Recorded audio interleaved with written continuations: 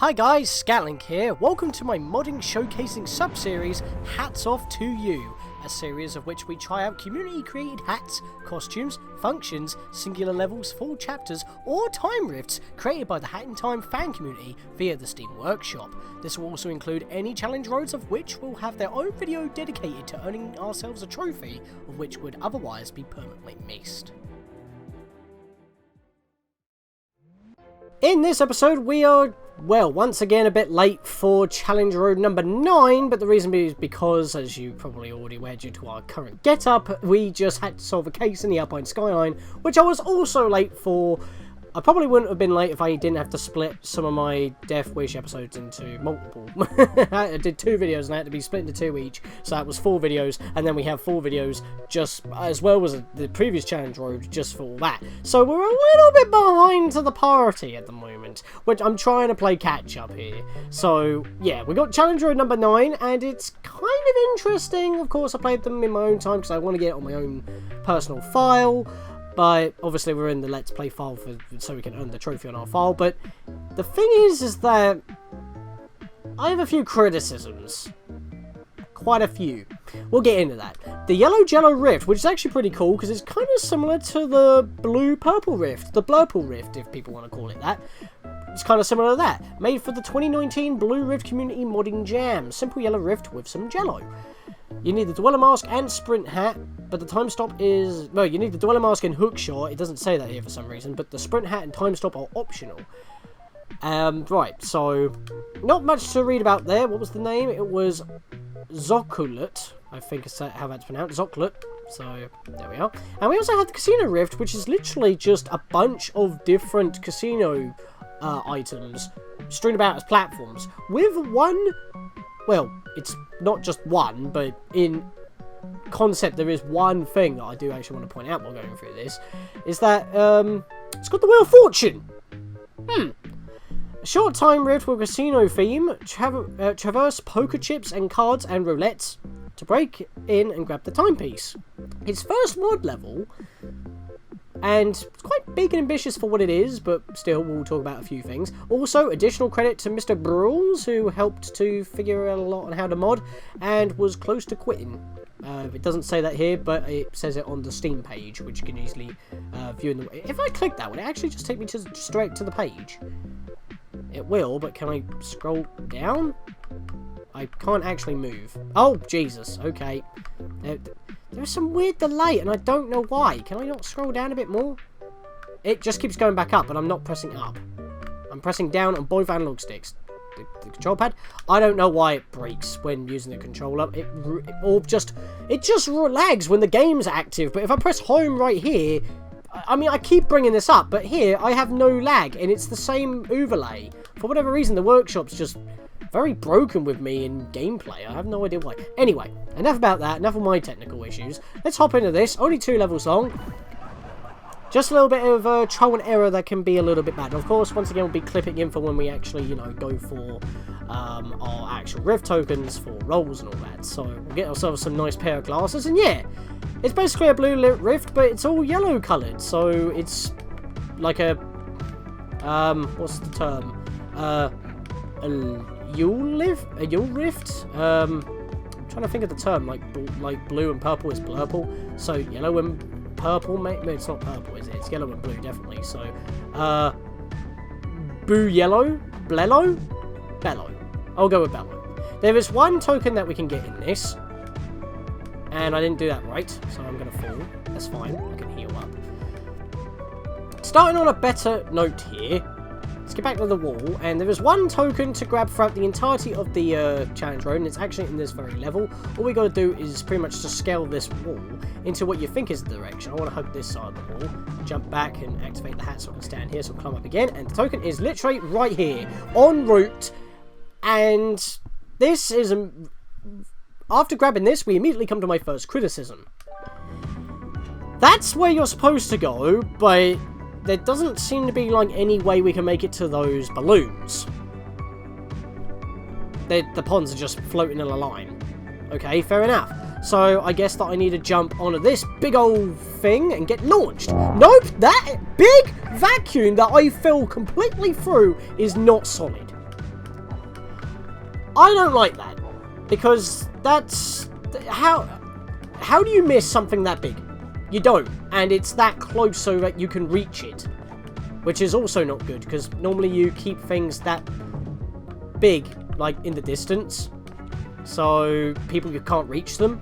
Unless they're using mods, obviously. But yeah, that is one big vacuum. And if you've played anything in DLC 2 or any other mods, you know that vacuums bounce you. That is not solid. And plus, it doesn't really take you anywhere anyway, even if it did at that angle, but it's still a bit of a falsehood. So what are you supposed to do here?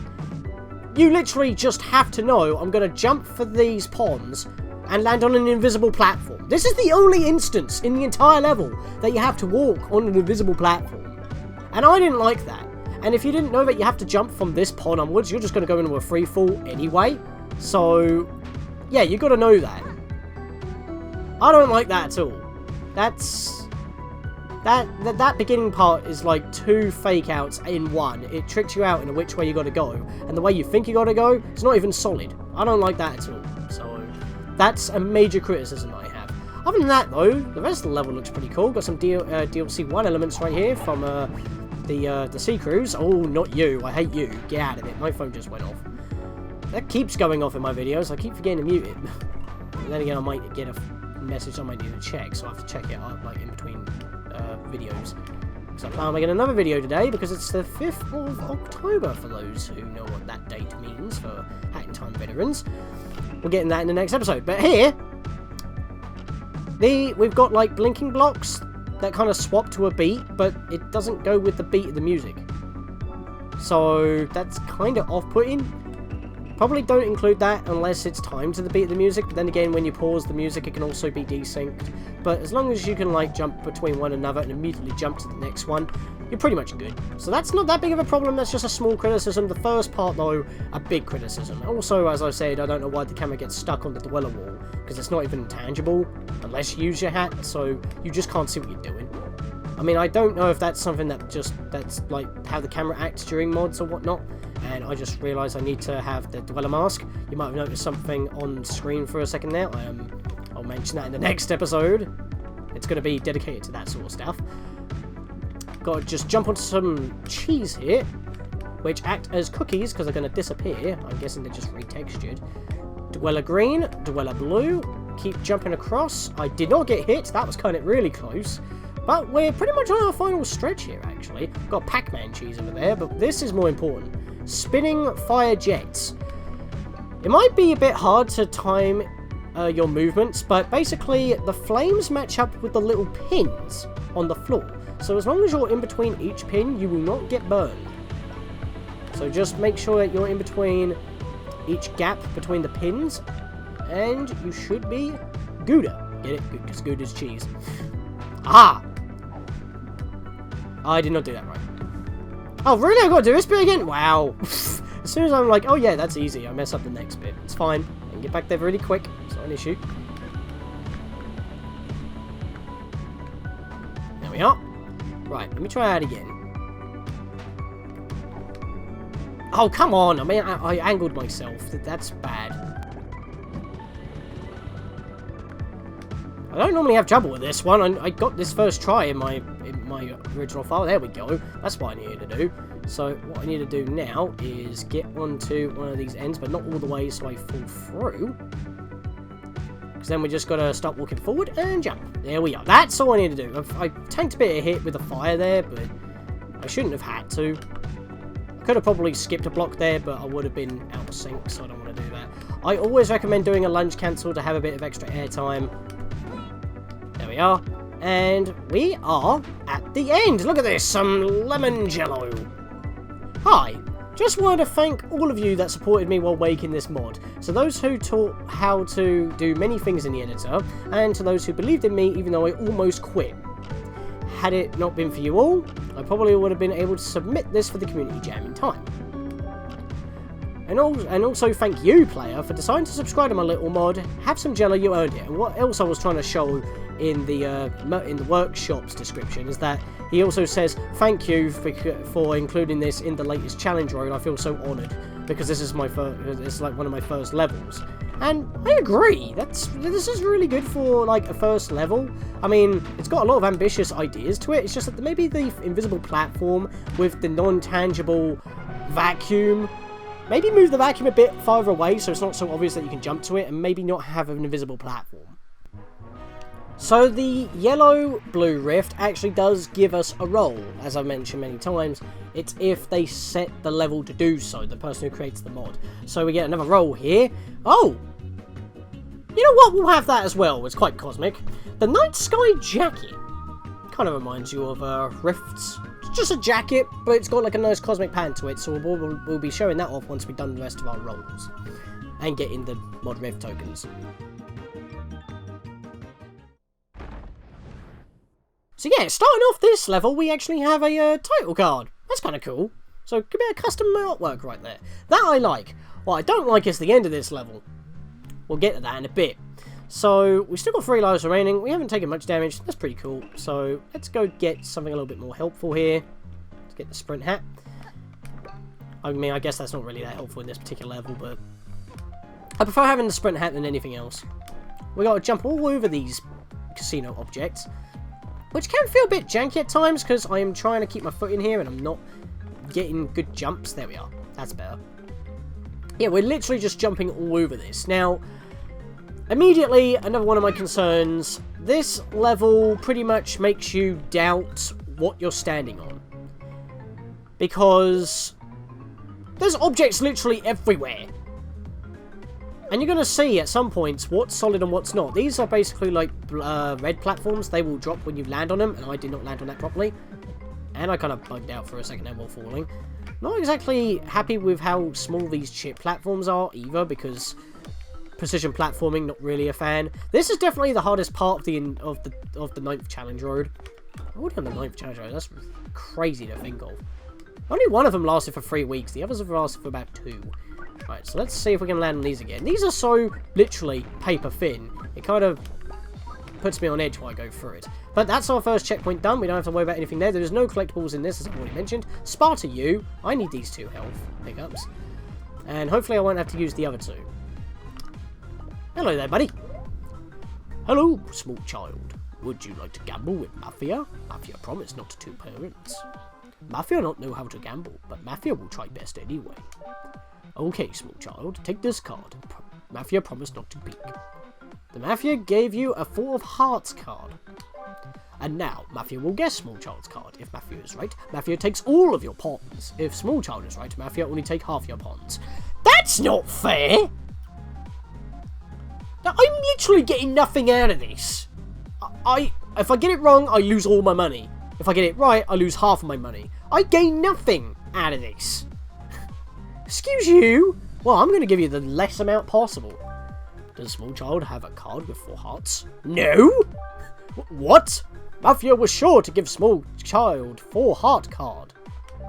Small child used magic to change card. Magic not against rules. So small child wins and Mafia will only take half pawns. But Mafia too scared to take pawns for magical child. She is ace magician after all. And if I do cons against ace attorneys, that's problematic too. I have done both pathways to this. I'll let you find out how it works, but we only got one of them so far, because if you talk to him again, he won't let you do it twice. Be careful, small child. Small child is Mafia's new friend, and Mafia already lost too many friends to endless void. Mafia heart is broken. What? I mean, I'm sorry I spotted your mate off there, but other Mafia are going to kill us anyway. And yeah, this literally is just like the bar taken from the Mafia HQ, just chopped off here. It's kind of funny, actually. Reusing assets, it fits with the theme and all that, but it's just a little bit odd that you just have this piece of roof just here, not attached to anything. Of course, it would go a little bit into the wall, but you know. So you have like that flush finish. Anyway, get it flush. It's cards.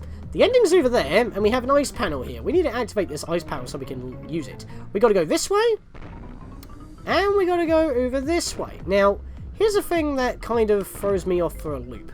It looks like that you might actually be able to jump onto these cards here and probably climb up if it's tangible. It's not tangible.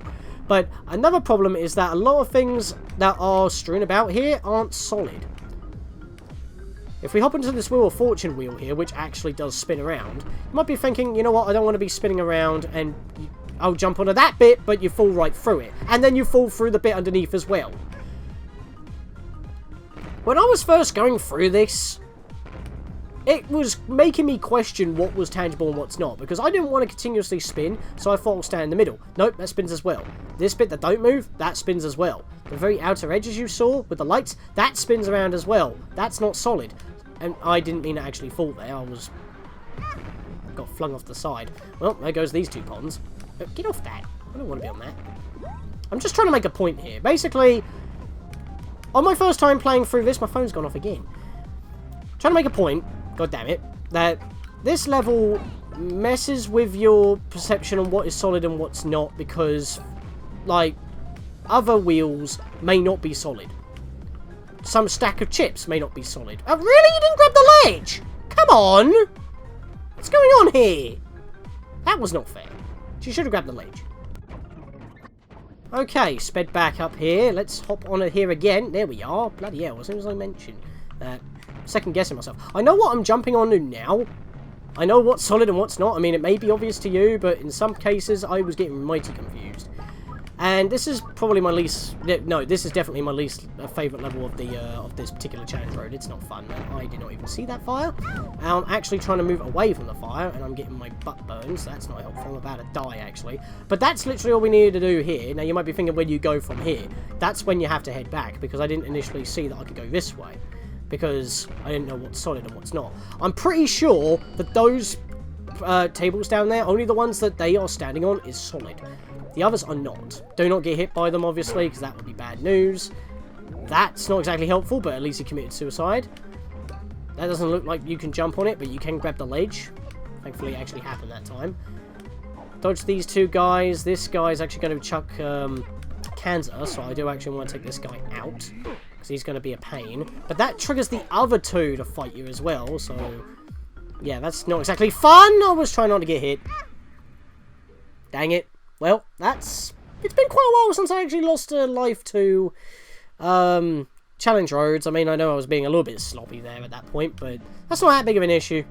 At least we start back here. All the ponds are back. And I believe that button's still pressed, because we still have the checkpoint, so I'm pretty sure we're fine on that. So I'll just keep going. I'll just go back this way. If it ain't, then I'll just cut and get it. I mean, I normally die a little bit later in the level, but I did take a lot of... That was a snipe! Wow! That's not happened before. What a cheeky bastard! Absolute picnic! Wow, okay. What I was saying was I have a little bit more trouble at the very end of the level. I actually had to redo the entire challenge road. It was the first challenge road I completely lost all my lives against. But there is a way to half cheese it if you do not have some sort of flying mod. There we are. Hit this button. Okay, I do have to go back and hit the other button again. Give me a minute. There we are. Didn't actually take any damage during that one. But that ice panel is now active. Keep in mind that, okay, I should have actually realised that the button would have been deactivated, because it happened to me in my personal file. If we die, or lose a life, whatever, the buttons reset. But when we activated the buttons, this ice panel became tangible, usable. Keep that in mind, because if we use the ice hat here, we get flung over this way to near the end, but it's encased in ice. Get the checkpoint.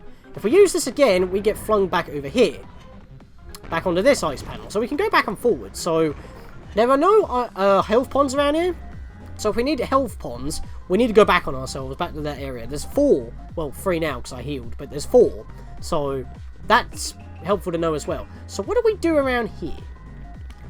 Well, the thing is, I'm getting a little bit of lag here, there's nothing above us, there's nothing to the left, but if we go to the right here, there's a dweller, and these stacks... Oh, Jesus! I got the boost. How am I doing this today? I didn't even mean to do that. I hate it when I do the dash boost without intending to do so. We've got to jump across all these stacks of money, precision platforming all the way over here, or you can just skip it, but you're going to have to use these platforms, because notice that over there we have a cherry bomb. We've got to take this cherry bomb to this wheel, past that Mafia, all the way up here, on these cameras, back down to where we're here right now, jump across to the dweller in order to blow up the ice. And if we mess up or get hit by the bomb, we're going to have to do all that again. That's a bit too much. And, as I've already mentioned, there's no collectibles, so we don't have to worry about doing that. Unintentionally, and it's really easy to actually cheese this, because if I pick this up and I'm like, okay, I'm going to platform and all that, and just for example I say, oh, whoopsie, I fell, you respawn here, because that's the checkpoint. And the dweller's right there. I just skipped that entire platforming segment to get the cherry over to the dweller, and I'm now here. Now, you might be thinking I can't make the jump, but you can climb up here, remember? Jump on this safe, onto this safe, and then you can actually make the jumps across because you've got enough height. It's so easy to cheese, just because you miss one of the jumps, which is really easy to do because it's precision platforming. If you fall with the cherry, you keep the cherry. So, I don't know how you'd fix that, maybe? I don't know. Maybe it's a little bit easy. But once you grab that, you go immediately jump back, head over here, chuck it up there. The explosion just barely caught it. And there we are. Now, it didn't happen, but let's just say I died here. If I died here, the ice panel would have been reset because the two buttons would have been reset. So if I bounced back with the ice panel to get health after I died, and I obviously took more damage, so I wanted to get more health ponds, instead of going back, you would fall into the pit. And if that was your final hit, because you were going back for ponds, you would die. So you get punished for going back, when it's intended for you to go back, because he includes an ice panel. If you didn't have an ice panel there, that might be a bit better. Or maybe conclude some health ponds around the the finish. Like I said, I have a lot of criticisms with these two particular levels. I didn't actually have that much trouble. I lost one life, fair enough, but that's obviously because I had a lot more trouble in my personal file. It's just something that I needed to bring up. Anyway, let's get our roll, because I've put some more mods into the riff roulette here. Oh, well, that's actually quite perfect. I'll take that one, which is funnily enough what I got in my personal file as well. We'll claim that prize, because considering what the last one had, the purple-blue rift, Blurple. We're purple and blue. That's pretty cool. This is for the second casino run-through. I don't think I'm going to be able to show that one off. So I'll take it, because it's the smug dancing meme. You know. Get down on the floor! I don't know the lyrics, but that's, you know what it is. You know what it is! I'm gonna have to press B and not equip that. I'll actually have to go check to make sure that's not equipped either. Anyway, let's go see the two costumes that we got. So, now that we have our 9th trophy in our standings, we have the Blurple die by that guy with the stupid name. Blue purple, his favourite colour. Pretty much says what it is on the tin. It's like a very magenta-ish purple, I guess is the best way I can describe it, with the bluish purple being the tunic colour. I kind of like it, actually. I mean, if I was going for the purple-blue rift and I actually knew about this one at the time, and if we had it at the time, I'd probably went, wow, it actually looks good in the blue glow. Look at that. Very luminescent, actually. You know, I like it when your dye or the colours on the characters actually, like have some sort of interactivity, I think that's the word, with, like, the surrounding area. Because, like, when we had the other one before, when we were going through here, and we looked very greenish instead of, like, a neon blue. Yeah, I kind of like that. So, that's quite nice. It actually makes us look very hot. Like, super hot. When we're in here. We're, like, nothing but... Look at that. We're, like, a fluorescent pink. With, like, a suntan going on in here. I like how this is interacting with the light. I mean, it could just be the colour itself, and the light source bouncing off the colours, and that's just how it works. But I love it when you have, like, colours that do that. Complement with the environment. Anyway, for the other one that we had, the NightSky Jacket by Zementumo. Zementumu? I don't know. Public release of my main outfit for from my personal mod, excluding the dye colours. Basically, this is a retextured Yakuza jacket from DLC 2. So you do need DLC 2 in order to use this one. However, with it equipped, as you can see, it's just got like a very space theme going on. Doesn't actually look that good in this lighting, but once again, if we go into some other lighting, like in here, now that looks pretty cool. That looks a lot better than when we're in normal lighting. With the green glow, it does look like we're literally wearing space. It's textured really well. Not so much in here. It's kind of bleached out. Maybe the colour doesn't work well with lighting. Again, it's... like, over here, it just looks like a very leathery purple. I mean, maybe that's what it was going for, but you don't really get, like, a space theme unless you have the camera zoomed in to the point you're not transparent. But when you're here, you can really get that idea conveyed. I mean, look at that. It's very noticeable now. There we are. That's a perfect angle. It's very noticeable now, and if I zoom it out, you can still kind of tell. But if I'm out here, it just looks like she's wearing a very dark purple leather jacket. I mean, I guess if that's what you're going to go for, fair enough. I mean, like I said, that's just lighting. I get the concept. I mean, the idea is pretty good. Other than that, that's I'm going to go back to the Blurple. Because this one just looks a lot better. I mean, even with the hats. I'm purposely avoiding Hat Kid's actual hat for next episode, as you will see. But we have, funnily enough, 3 tokens for 1 additional spin. We might as well use it. Heck yeah. Alright, so we got like a bunch of buckets, it seems. 2 of them, in fact. I think I'm actually running out of stuff again. I don't install enough mods, do I? Well, let's see what this one is. Let's claim the prize. Blue Dweller. So the other one's Green Dweller. Dunk yourself in paint. We'll do so, and look at us. We are basically the solid platforms, and for some reason it starts to give us a bit of a transparent effect even when the camera's this close. It should be closer to do that effect. But yeah, now we're definitely very ethereal. No facial expression whatsoever, as you would expect. And here's the cool thing. If we use a Dweller hat, we actually have the properties of those... of the platforms. So we're supposed to be the similar effect to the solid Dweller platforms. Now we're intangible. Even though that's only just for visual flair, as you can see, we still have a hitbox. The Rumpy's bumping into me. So we can still jump on stuff. We won't fall through things. It's just for aesthetic purposes. But it is cool that the effect has been put on you. And if you have the green Dweller, my mouth can't words, we will be green and stripy, and if we use our hat, we will be solid green.